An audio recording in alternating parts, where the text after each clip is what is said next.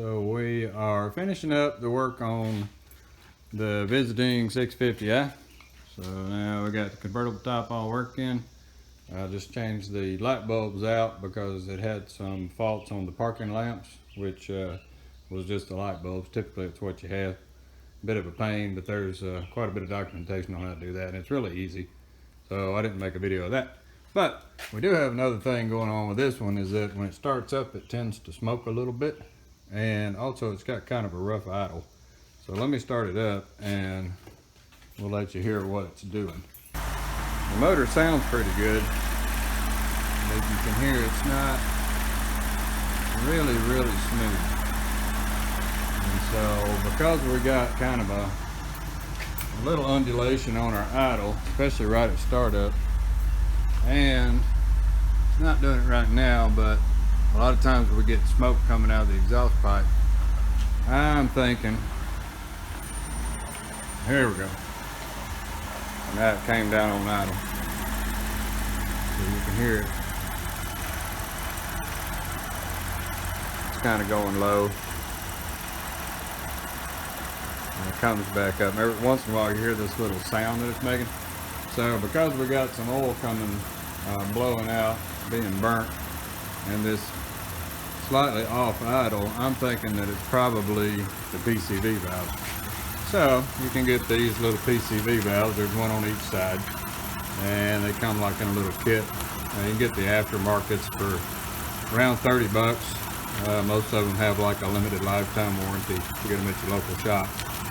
So these are the little crankcase vent valves, and what we're going to do is open these up and see if we got an issue with our vent valve, because it could be that the little diaphragms are busted, and so it's allowing it to pull air through, and so it's not pulling off of the crankcase like it's supposed to.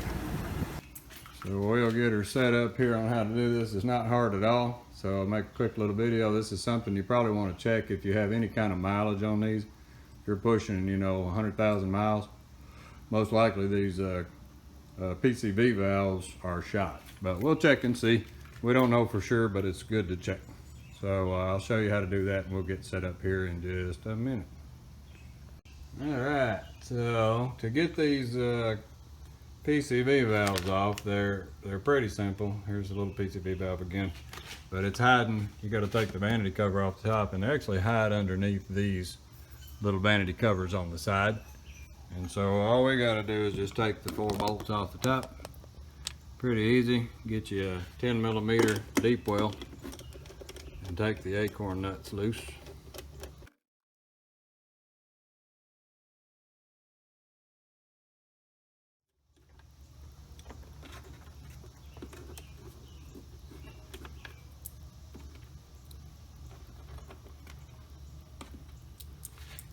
Alright, now after you get them loose, you can just pull the vanity top right off. Just pick it up.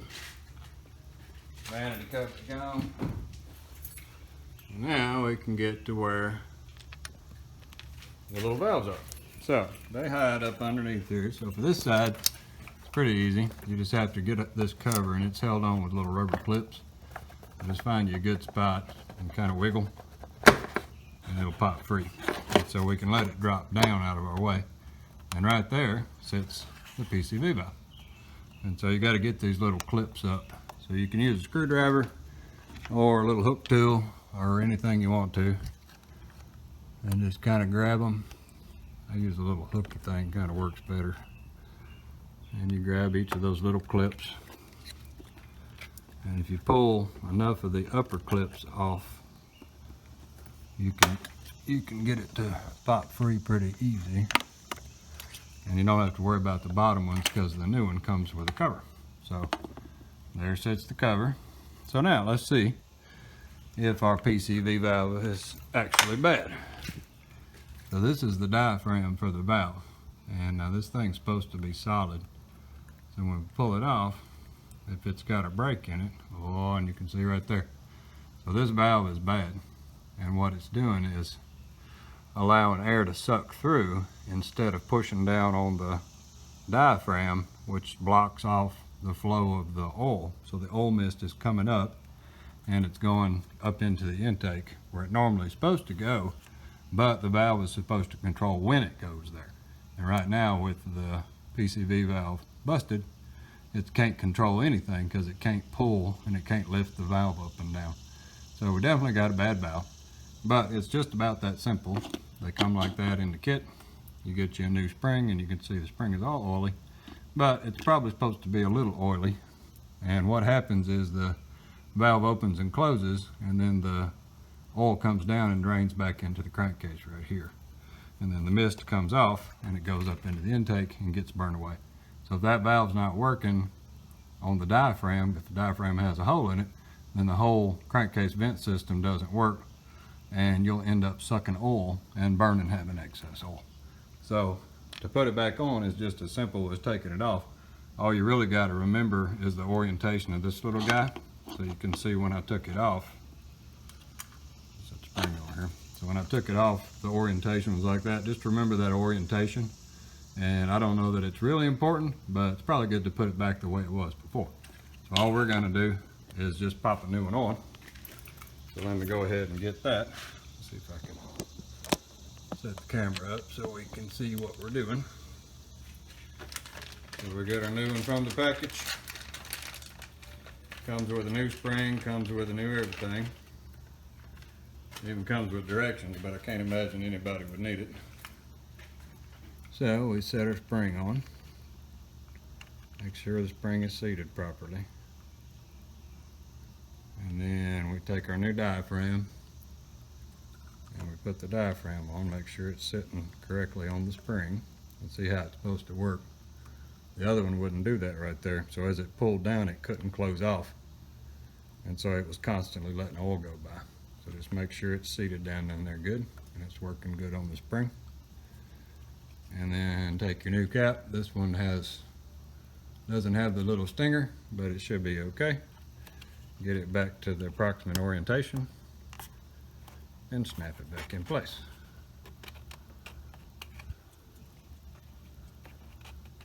Get the snaps lined up.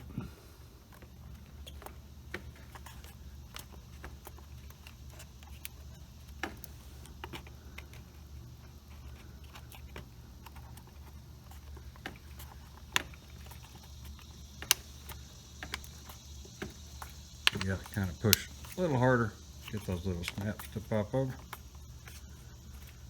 And voila, you're done. New PCV valve on one side. And we just pull the cover back up and get the cover back in place. Once you get it lined up right, the little rubber thing will just pop back on there. It's a bit of a practice to try to get it to hit. You have to kind of feel around for when you hit the center of that rubber grommet and push the two grommets back in. And that's how it's done. So as simple as that. We got the driver's side done. So now let's switch over to the passenger side. Get set up. Do the very same thing. This cover's already loose, so not that difficult to mess with. And there we go. Slide the vanity cover down. And you may be able, well, no, you can't see it but right there sits the other one. So, very same deal. We just want to take him off. Find a place for the camera. Maybe my camera will sit there long enough I can get him off. Precariously perched on top of everything. So you just take something and raise the little tabs up. Get a few of these little tabs up. And you'll feel it when it pops off there.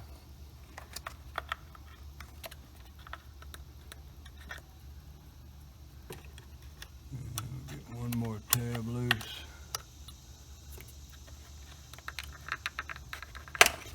And away it comes. So let's see if this one's bad. Alright, so this one, yep, it's got a little hole in it right there. See, it's giving way. So the rubber's deteriorated from the oil. You can see that. and it started to give way as well. So as soon as it develops a hole, it'll no longer pull. So we got to get that one out, take his spring and his cap. We'll replace him as well. You put your new spring in the middle, sits down in the catches. And you put your new valve in, make sure you hit center. Get it tucked into the groove that goes all the way around. It's kind of punctured, make sure it's kind of pumped. And then this one, put him back on.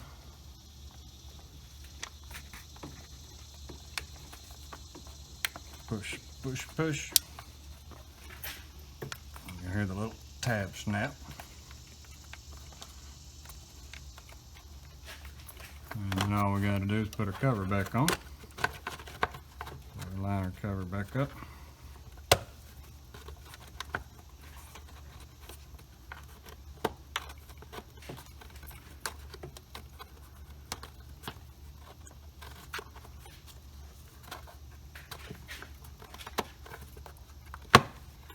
And here's our covers. And then all we got to do is put the vanity cover back on the front, and you got this thing wrapped up. So let me throw the cover on real quick. All right, so we're ready to fire it back up. Simple as that. Got rid of these guys right here, and you can see this one on this side was really bad. So this side was totally busted. Like I say, they just get old and they start rotting. So this one was gone. So now we ought to be able to fire this car up, and after a little bit, may take a little bit to burn that oil out, but we ought to have a noticeable difference in how it idles as soon as everything calms down. We'll get it fired up here.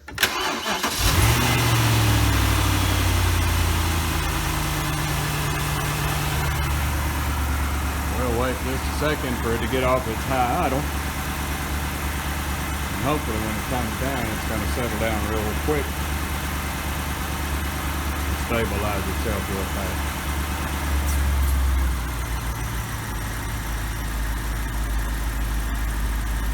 It's on its mid idle right now. Should drop down one more. As soon as it can register that the air fuel mix is correct, then the motor won't be running as lean, and it should stabilize that motor quite a bit. Now if it's still smoking after you change your PCV valves out, really the only places left for oil to get into the combustion is either through the valve guide seals or through some bad rings. So if this doesn't straighten out the smoking that it was doing, then I would suspect that it's something internal to the motor.